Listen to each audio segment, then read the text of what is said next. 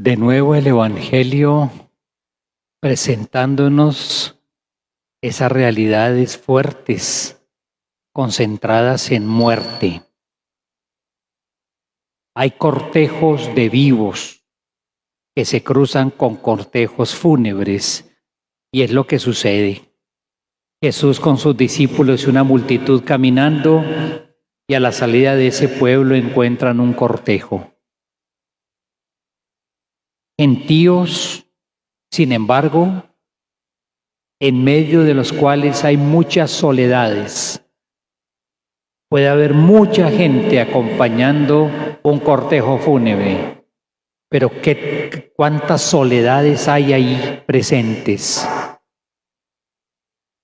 Podríamos decir que entre nosotros, especialmente por esta emergencia sanitaria, así como se han multiplicado estos casos de duelos, los gentíos se han reducido, no como otra época y ni la época de Jesús, pero también en medio de esos cortejos que se han reducido, hay internamente duras experiencias de soledad familiar y de soledad individual. ¿Cómo es importante permitir que con esos cortejos de muerte, que no son solamente los que llegan de las funerarias a las parroquias, a los templos, son también muchos cortejos de gente que va sembrando muerte por todo lado, que va sembrando muerte por las ciudades, por los campos, cortejos de muerte, porque también entonces hay experiencias duras de prácticamente grupos dedicados a eso, cortejos de muerte por todo lado.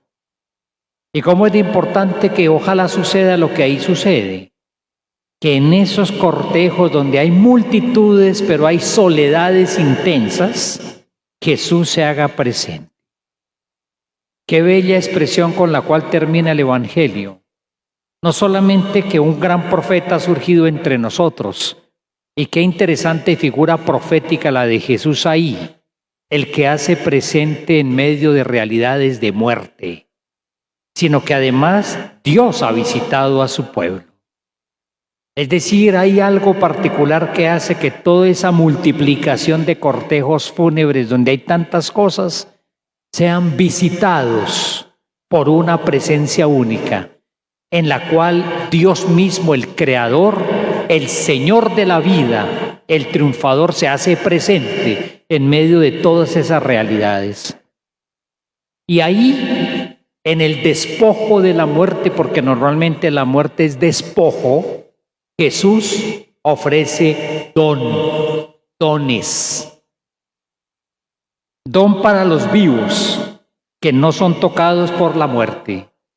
Y una cantidad de gente que caminaba con él y los discípulos de pronto se tropiezan delante con la muerte. Ustedes y yo nos tropezamos permanentemente también con ello.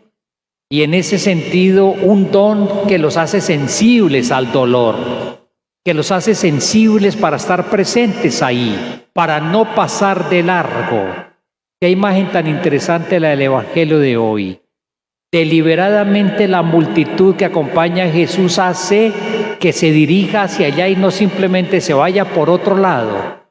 Dobla la esquina para no encontrarse con lo que viene ahí, sino deliberadamente Jesús los conduce a encontrar el sufrimiento del hermano y no a evitarlo, sino a encontrarse de frente con el sufrimiento del hermano.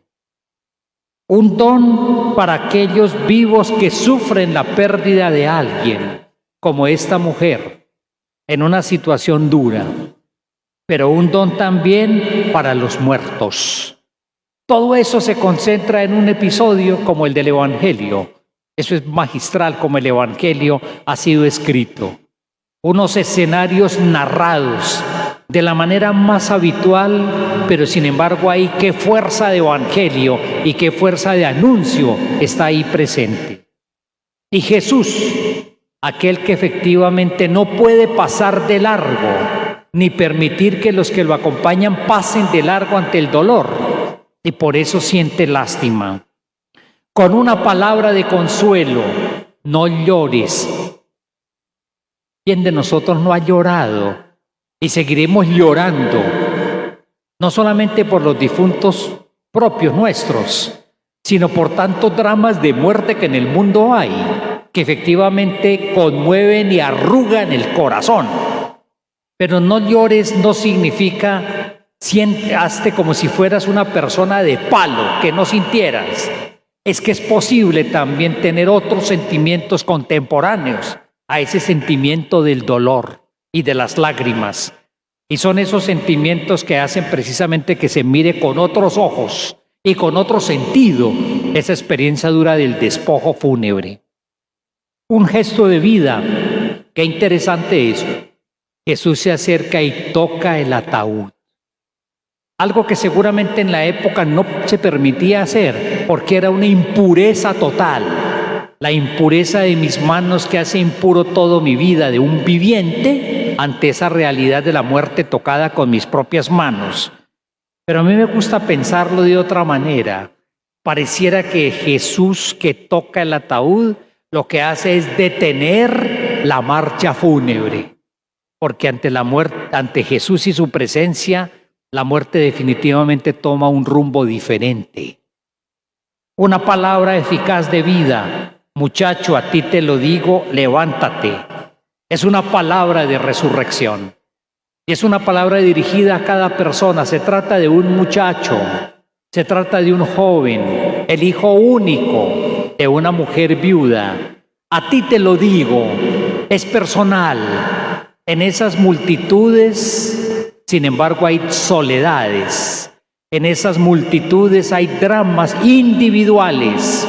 Y en estas multitudes de muertos que se han acumulado, en la historia tan sangrienta de nuestro país que no cesa, en la historia tan dolorosa de esta pandemia que no cesa.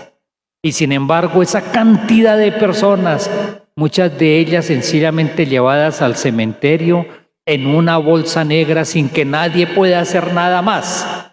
Qué experiencia tan dura, qué experiencia de despojo tan fuerte. Y ahí una palabra personal. Cada historia es recuperada. Cada vida singular parece que ahí es plenificada por el único que lo puede hacer, que puede hacer que esa historia sea plena. Y levántate, porque hechos para la vida, estamos hechos también para la vida nueva pascual. Jesús establece la comunión. Bellísimo. Allí donde el despojo de la muerte rompe particularmente las relaciones, unas nuevas formas de relaciones. No solamente, el detalle es muy interesante, empezó a hablar el muerto.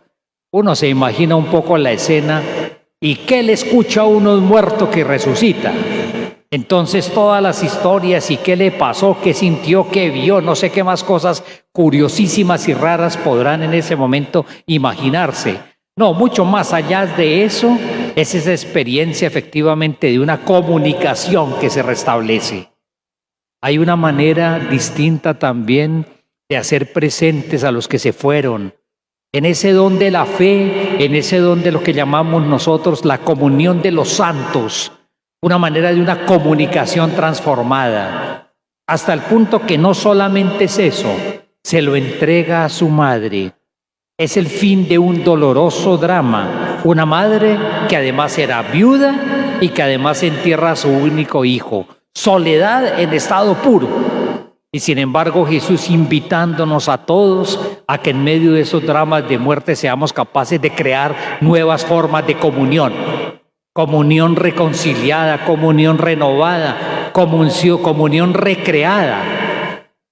Todo cambia definitivamente cuando este gran profeta, en el cual Dios ha visitado a su pueblo, visita a su pueblo especialmente en esas realidades dramáticas que tienen tantas causas y que tienen tantas consecuencias. Cortejos fúnebres que siguen atravesando el mundo entero en todas las realidades de conflictos y de muertes. Cortejos fúnebres que siguen llevándose a nuestros seres queridos. Por violencia asesina y ciega, por pandemia que no logramos controlar, por tantas formas como se van yendo. Y ahí, la presencia del Señor que visita a su pueblo en este gran profeta, el que pronuncia las palabras de vida, que hace que nosotros no sigamos de largo ante esos dramas, sino que nos conduce directamente hacia ellos, no simplemente para vivir una experiencia redobladamente dramática, sino más bien una experiencia pascual, porque Él está presente. Y cuando Él está presente, absolutamente toda esa realidad toma un rostro distinto y un resplandor diferente. Que podamos nosotros, como la multitud, sobrecogernos, y que además de estar sobrecogidos podamos alabar, porque en tanta realidad de muerte hay una presencia de vida. Solamente la puede hacer el resucitado. Y quiere hacer de nosotros comunidad sensible, cortejo de vivos, capaces de caminar y hacernos presente donde hay realidades de muerte, para que seamos testigos de lo que Él hace. Detiene esas marchas fúnebres tan espantosas, pronuncia palabras de vida y crea vínculos nuevos de comunión entre todos. Contemplemos esa magnífica escena que el texto bíblico nos regala en este día.